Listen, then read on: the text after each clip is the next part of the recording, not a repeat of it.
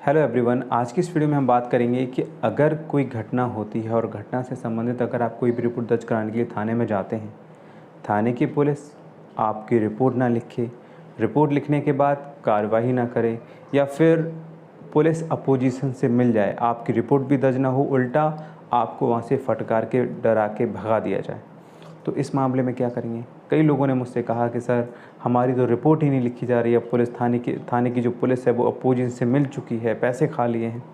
इस तरह से लोग बोलते हैं। कुछ लोग कहते हैं कि सर हमने हमारी रिपोर्ट तो लिख ली है लेकिन पुलिस कोई एक्शन ही नहीं ले रही, जो मुलजिम है वो तो बाहर घूम रहे हैं, पुलिस उनकी गिरफ्तारी नहीं कर रही है। तो आज का ये जो टॉपिक है वो इसी टॉपिक पर बेस्ड है कि अगर आपकी रिपोर्ट लिखी नहीं जाती है या फिर लिख दी जाती है या आपकी रिपोर्ट दर्ज हो जाती है और पुलिस अगर कार्रवाई नहीं कर रही है, गिरफ्तारी नहीं कर रही है, तो उस मामले में आप कैसे कानूनी कार्रवाई कर सकते हैं, कैसे उनके खिलाफ़ सख्त कार्रवाई करा सकते हैं। वीडियो शुरू करने से पहले मैं आपको बता दूं कि अगर आपने अभी तक हमारे चैनल को सब्सक्राइब नहीं किया है तो वीडियो के नीचे दिए गए सब्सक्राइब बटन पर क्लिक करके आप इस चैनल को सब्सक्राइब कर सकते हैं। उसके बाद बेल आइकन को भी प्रेस कर दीजिए ताकि हमारे द्वारा अपलोड की हुई वीडियो की नोटिफिकेशन आपको मिल सके। अगर आप किसी भी अपराध से संबंधित कोई भी रिपोर्ट दर्ज कराने के लिए जा रहे हैं तो आपको ये पता होना चाहिए कि आप जिस अपराध में रिपोर्ट दर्ज कराने के लिए जा रहे हैं ये किस कैटेगरी का अपराध है। एग्जाम्पल के तौर पे ये जो अपराध हुआ है वो कॉग्निजेबल ऑफेंस के तहत आता है या फिर नॉन कॉग्निजेबल ऑफेंस के तहत आता है। अब और इसको आसान भाषा में समझाता हूँ, आपका जो अपराध है वो संज्ञेय अपराध की श्रेणी में है या असंज्ञेय अपराध की श्रेणी में है। बहुत से लोग अभी भी नहीं समझ पा रहे होंगे, और आसान भाषा में समझाता हूँ। ये जो अपराध हुआ है इस अपराध में सज़ा अगर 3 साल से कम है तो इनको असंज्ञेय अपराध की श्रेणी में यानी कि नॉन कॉग्निजेबल ऑफेंस इनको कहा जाता है, और जिन अपराधों में सज़ा 3 साल से अधिक है उनको कॉग्निजेबल ऑफेंस यानी कि संज्ञेय अपराध कहा जाता है। ऐसे अपराध जिसमें 3 साल की सज़ा है, 3 साल से कम की सज़ा है, और ऐसे मामलों में आप जैसे कि अमूमन मारपीट, घूसापट्टी, किसी ने किसी को तमाचा मार दिया, किसी ने किसी को गाली दे दी, ये सब, या फिर किसी ने किसी को मुक्का मार दिया, ठीक है, डंडा मार दिया, इस तरह से कोई भी इस तरह का जो भी ऑफेंस होते हैं ये नॉन कॉग्निजेबल ऑफेंस होते हैं। और इस तरह के मामले में अगर आप रिपोर्ट दर्ज कराने के लिए जाएंगे तो मे बी आपकी रिपोर्ट लिख ली जाएगी नॉन कॉग्निजेबल ऑफेंस के रूप में। सही है, नॉन कॉग्निजेबल ऑफेंस यानी एनसीआर के रूप में आपकी रिपोर्ट लिखी जाएगी। अब एनसीआर के रूप में आपकी रिपोर्ट लिख तो जाएगी लेकिन पुलिस कोई कार्रवाई नहीं करेगी, क्योंकि इसमें पुलिस को कार्रवाई करने का अधिकार नहीं है। आप तो यही सोचेंगे कि आपके साथ मारपीट हुई और आपने रिपोर्ट भी दर्ज कराई, पुलिस शायद अपोजिशन से मिल गई है इसलिए शायद कार्रवाई नहीं कर रही है। नहीं, ऐसा बिल्कुल भी नहीं। नॉन कॉग्निजेबल ऑफेंस के मामले में पुलिस को कार्रवाई करने का अधिकार नहीं है। आपकी रिपोर्ट तो दर्ज हो जाएगी थाने में लेकिन पुलिस कोई कार्रवाई नहीं करेगी। कोई कार्रवाई करने के लिए आपको जो एनसीआर जो थाने में दर्ज हुई है उस एनसीआर की कॉपी निकलवा लें, ठीक है, और एक वकील को हायर करें और कोर्ट से 155(2) का ऑर्डर कराएं उस मामले पर इन्वेस्टिगेशन करने के लिए।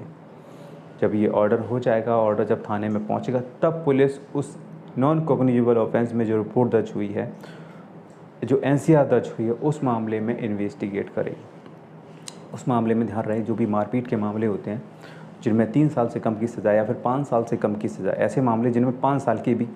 साल से भी कम की सज़ा है, उस मामले में आरोपियों को गिरफ्तारी का अधिकार पुलिस को नहीं है।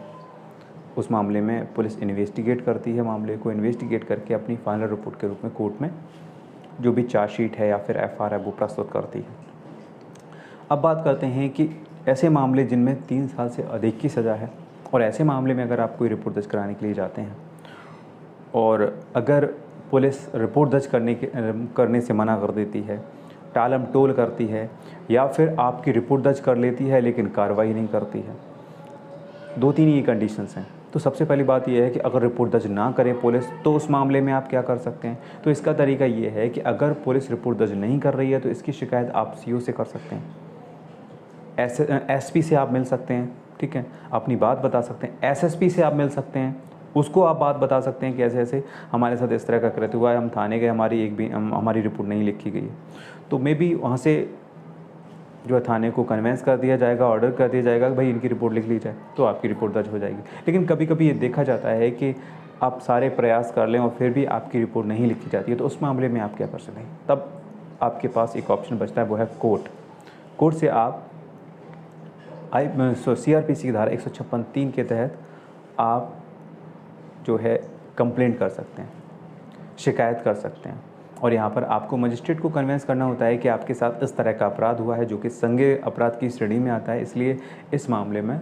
रिपोर्ट दर्ज कराने की कृपा की जाए। तो अगर मजिस्ट्रेट इस चीज़ को समझता है, उस अपराध को समझता है और उसे लगता है कि हाँ इस तरह का मामला हो सकता है, तो वो थाने के लिए आदेश कर देता है कि इस मामले में इनकी रिपोर्ट दर्ज कर ली जाए, एफआईआर दर्ज कर ली जाए।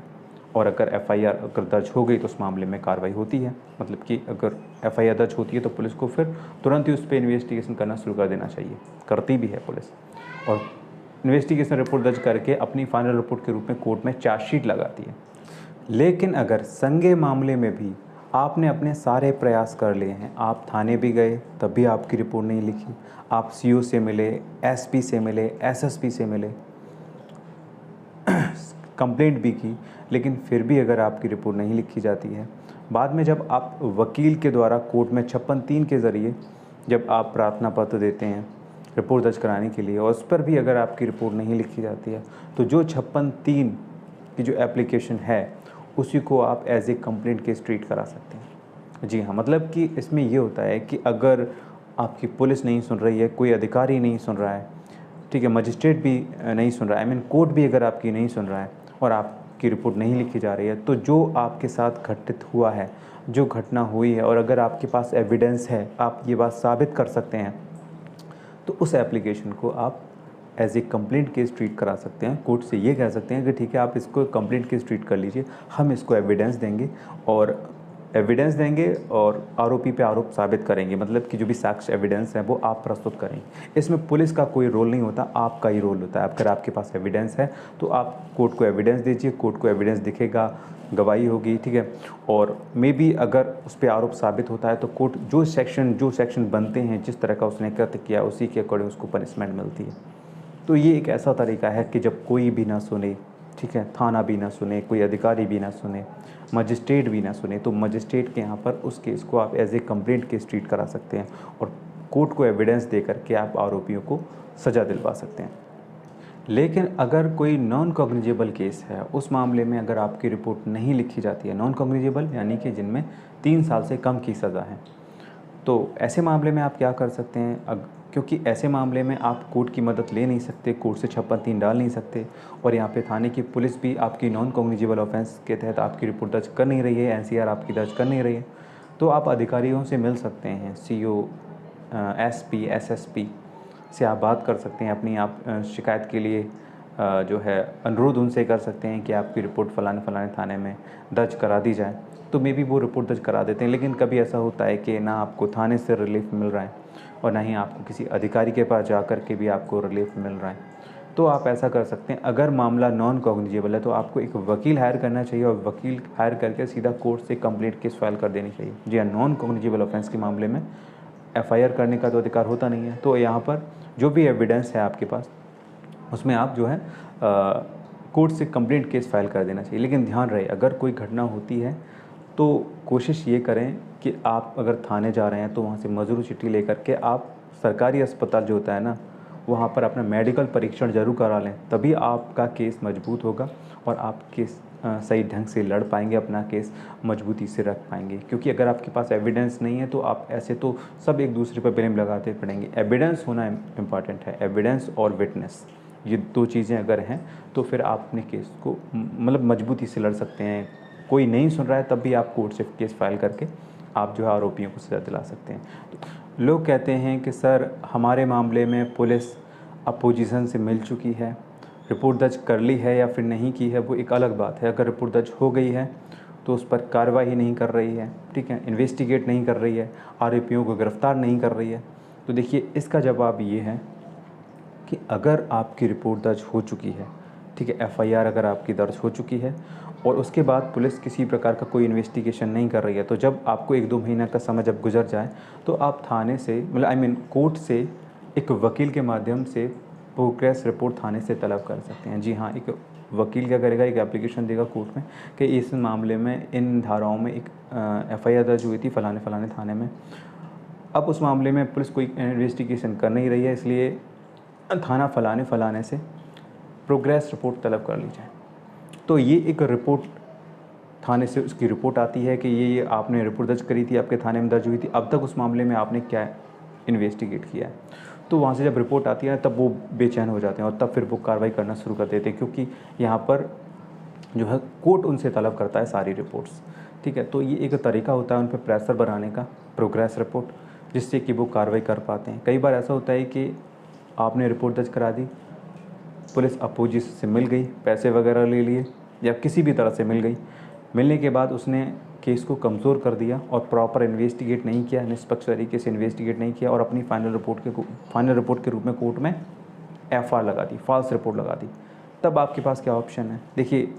जबकि मामला सारा सच्चा है तो उस मामले में आप प्रोटेस्ट डाल सकते हैं।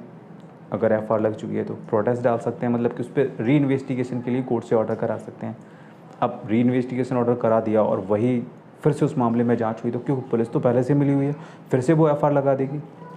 तो इस मामले में आप कोर्ट में एक एप्लीकेशन और दे सकते हैं, इन्वेस्टिगेशन किसी दूसरे थाने में ट्रांसफ़र करने के संबंध में, कि जो आपका जो मामला है उसमें पुलिस पर आपको शक है, पुलिस का उनसे उठना बैठना है और पुलिस इस मामले में निष्पक्ष तरीके से जांच नहीं करेगी। अतः श्रीमान जी से प्रार्थना है कि इस मामले की इन्वेस्टिगेशन थाने फलाने से या फिर किसी अन्य थाने से कराने की कृपा करें। तो ये आप मजिस्ट्रेट के यहाँ पर भी एप्लीकेशन दे सकते हैं, नहीं तो आप इसमें एसएसपी की मदद ले सकते हैं। एसएसपी के यहाँ पर भी इस तरह की एप्लीकेशन दे करके इस मामले का इन्वेस्टिगेशन किसी अन्य थाने की आईओ के ज़रिए कराया जा सकता है। सो गाइस, ये था पूरा video. I hope you like this video पसंद आया हो तो लाइक कर दीजिए, चैनल को सब्सक्राइब कर लीजिए। चलिए मिलता हूँ एक नई वीडियो के साथ, तब तक के लिए जय हिंद।